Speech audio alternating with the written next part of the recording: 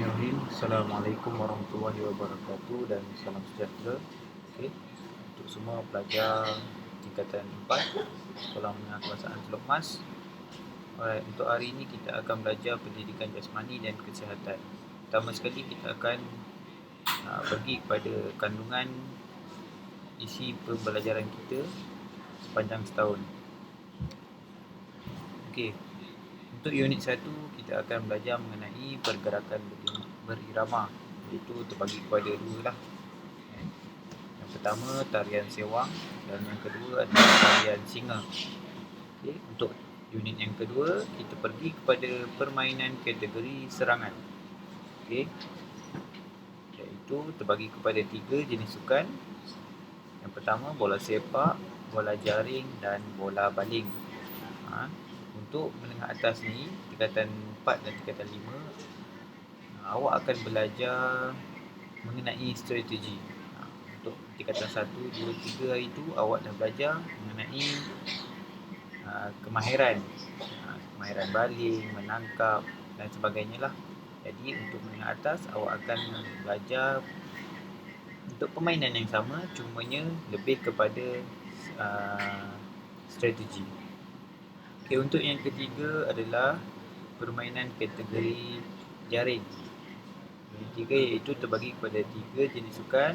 Yang pertama bola tampar, bola sepak dan tenis. Okay. Dan unit 4 pula adalah permainan kategori pukul dan memandang, iaitu satu saja sukan, iaitu kriket. Okey. Untuk unit yang kelima adalah rekreasi dan kesenggangan. Ini untuk rekreasi dan kesenggangan ni awak akan belajar tentang alam, tentang cara untuk camping, ikatan, tentang kebersihan dan sebagainya lah. Okey. Untuk unit 6 iaitu kecergasan fizikal berdasarkan kesihatan. Okey.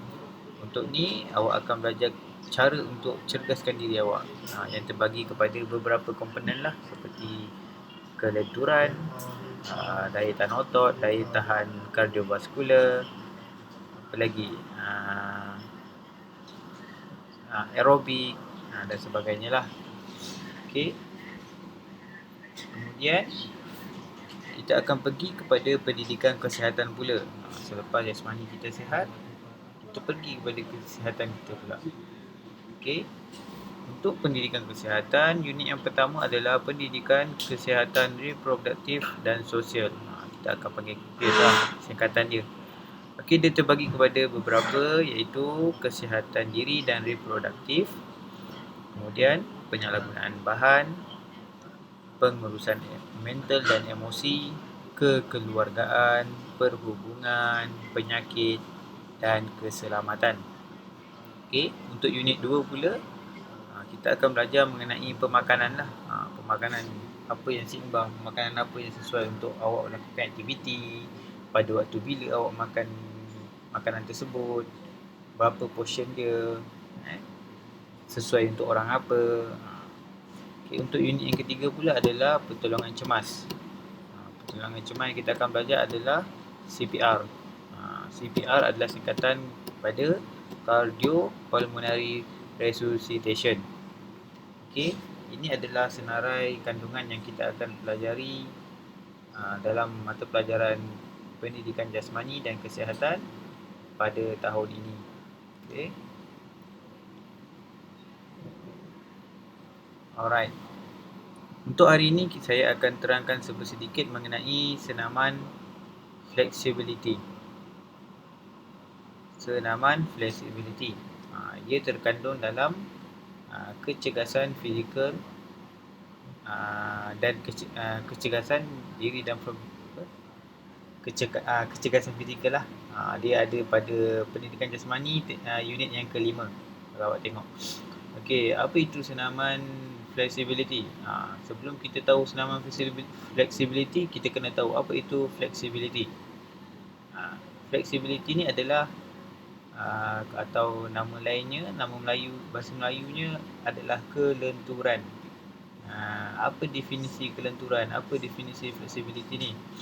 Flexibility bermaksud keupayaan otot, sendi, tendon dan ligamen membenarkan anggota badan bergerak pada julat pergerakan yang maksimum.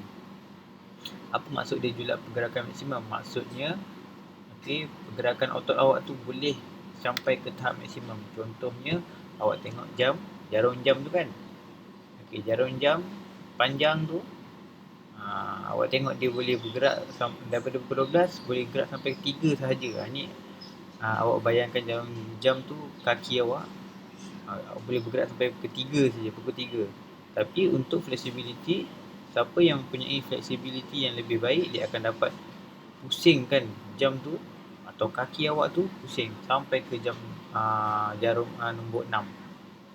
Itu maksudnya julat. Okey. Selalunya individu yang aktif melakukan aktiviti fizikal mempunyai fleksibiliti yang lebih baik berbanding mereka yang pasif. Orang yang aktif dalam sukan, aktif dalam melakukan aktiviti, dia punya fleksibiliti lebih baik lah berbanding orang yang pasif yang hanya duduk saja, tak buat apa aktiviti, makan, minum, tidur. Oleh itu, individu perlu melatih tahap fleksibiliti bagi mencapai nilai kesihatan fizikal yang lebih baik.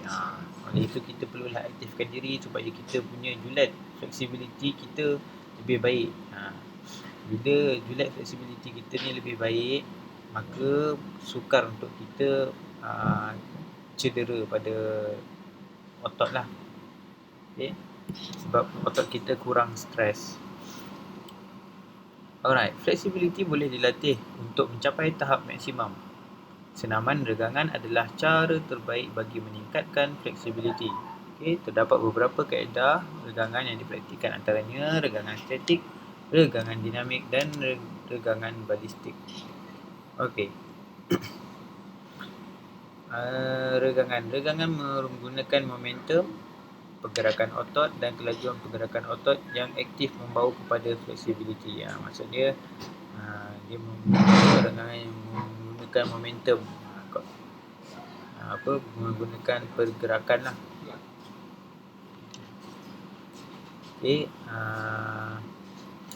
Regangan yang dilakukan bagi mengurangkan ketegangan otot dan membolehkan pergerakan berlaku pada jurat maksimum.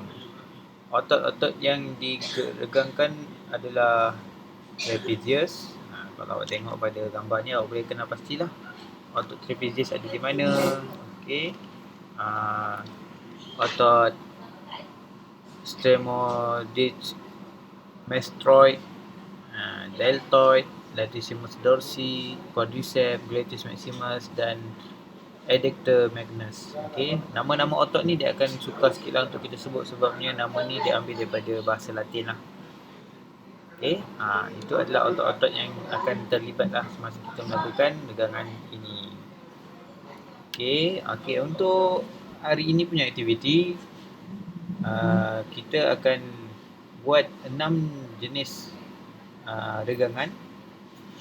Yang pertama sekali adalah neck roll, yang kedua shoulder stretch, yang ketiga side reach, yang keempat quadricep, yang kelima cross tight hug, yang keenam indifferent frog. 6 aktiviti ni kita akan lakukan dan kita kena mengambil kira daripada jadual tersebut. Yang pertama apa dia? Masa kita lakukan aktiviti ni, yang pertama kita kena tengok frekuensi. Frekuensi ni adalah kekerapan lah, berapa kali kita kena buat. Untuk dalam tempoh seminggu, kita perlu buat 5 kali. Maksudnya 1 hari, 2 hari buat, 1 kali rehat, 2 hari buat, 1 kali rehat. Lepas tu buat. Jadi 5 hari lah. Contoh hari Isnin, Selasa, Rabu rehat, Khamis, Jumaat buat, Sabtu rehat, Ahad awak buat balik. Macam tu lah kurang lebih. Kemudian intensity. Intensity ni adalah tahap awak buat tu. Maksudnya tahap tu makin sukar ke ataupun makin mudah. Jadi macam mana kita nak tahu intensity kita sampai had mana? sehingga rasa tidak selesa. Contohnya awak melakukan regangan kan. Awak tarik kaki awak tu macam nombor 6 ni, awak tengok. Okey. Kita akan tekan lutut kita ni sampai kita rasa tak selesa. Itu adalah intensity. Jadi bila awak rasa awak boleh selesa, boleh senyum-senyum lagi, itu belum sampai lagi dia punya tahap untuk awak memulakan regangan. Okey. Yang ketiga, kita kena ambil kira adalah masa. 10 saat bagi setiap otot. Macam saya cakap tadi, nombor 6 ni kan. Okey, awak tekan sampai awak rasa tidak selesa, kemudian barulah awak mulakan kiraan selama 10 saat. Okey. Selagi tidak rasa sakit, apa-apa aktiviti regangan pun selagi tidak rasa sakit, jangan mulakan kiraan.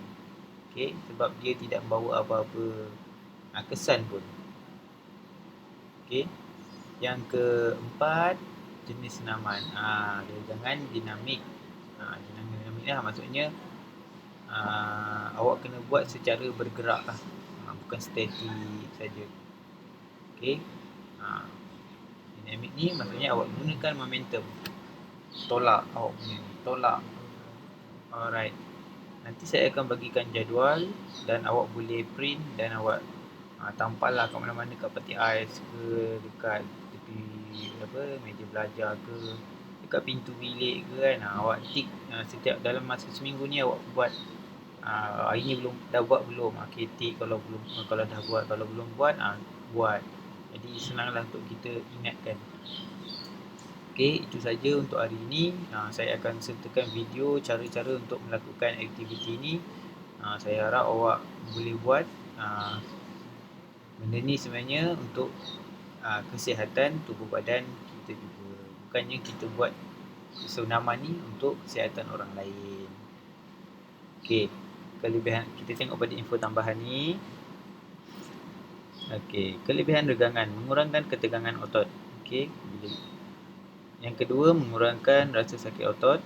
Yang ketiga, sebagai aktiviti memanaskan badan sebelum bersenam atau bersukan. Yang keempat, persediaan untuk menyertai pertandingan. Okey, tahukah anda di virus dan Hodge 1962 mendefinisikan fleksibiliti sebagai julat pergerakan yang mungkin dalam satu sendi atau siri sendi. Johnson dan Nelson 1986 pula mentafsirkan sebagai kebolehan menggerakkan badan dan bahagian-bahagiannya melalui satu julat pergerakan tanpa rintangan strain kepada artikulasi dan lekatan otot. Okay, itu sebagai info tambahan ni lah. Yang penting awak buat aktiviti, awak rasai itu adalah senaman fleksibiliti ataupun senaman kelenturan. Sekian saja daripada saya. Terima kasih. Assalamualaikum.